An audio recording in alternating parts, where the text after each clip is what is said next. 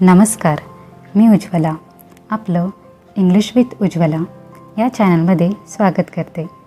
आजच्या व्हिडिओमध्ये आपण पाहणार आहोत हॅडचा वापर.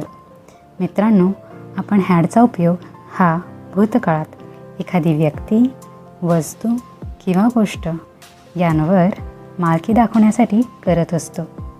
सुरुवातीला आपण शब्दशः अर्थ समजून घेऊ, त्यानंतर मग काही उदाहरणे पाहू. माझ्याजवळ होते किंवा माझ्याकडे होते किंवा मला होते यासाठी आपण म्हणणार आहोत आय हॅड. आमच्याजवळ होते किंवा आमच्याकडे होते किंवा आम्हाला होते म्हणजेच वी हॅड. जेव्हा आपण एका व्यक्तीशी बोलत असतो तेव्हा त्या व्यक्तीला आपण तू असं म्हणतो. म्हणून तुझ्याजवळ होते किंवा तुझ्याकडे होते किंवा तुला होते यासाठी आपण म्हणणार आहोत यू हॅड. आणि जेव्हा आपण 2 किंवा त्यापेक्षा जास्त व्यक्तींशी बोलत असतो तेव्हा त्या व्यक्तींना आपण तुम्ही असं म्हणतो. पण इंग्रजीमध्ये तू किंवा तुम्ही यासाठी एकच शब्द आहे, तो म्हणजे यू. त्यामुळे जेव्हा आपण तुमच्याजवळ होते किंवा तुमच्याकडे होते किंवा तुम्हाला होते असं बोलू तेव्हा यासाठी आपण म्हणूया यू हॅड. त्यांच्याजवळ होते किंवा त्यांच्याकडे होते किंवा त्यांना होते म्हणजेच दे हॅड. त्याच्याजवळ होते किंवा त्याच्याकडे होते किंवा दुसऱ्या अर्थाने त्याला होते ही हॅड. तिच्याजवळ होते किंवा तिच्याकडे होते किंवा दुसऱ्या अर्थाने तिला होते she had.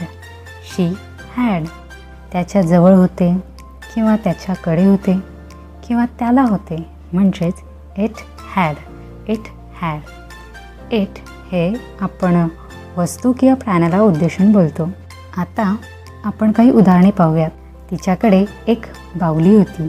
She had a doll. त्याच्याकडे संगणक होता. He had a computer. त्यांच्याकडे पुस्तके होती. They had books. माझ्याकडे चहाचे भांडे होते. I had a teapot. आमच्याकडे एक कपाट होते. We had a cupboard. तुमच्याकडे एक टेबल होते. You had a table. Varsha आणि आदित्यची सुंदर बाग होती. Varsha and Aditya had a beautiful garden. Varsha and Aditya had a beautiful garden. त्याची मुळे होती. It had roots. तुझ्याकडे एक टी शर्ट होता. You had a T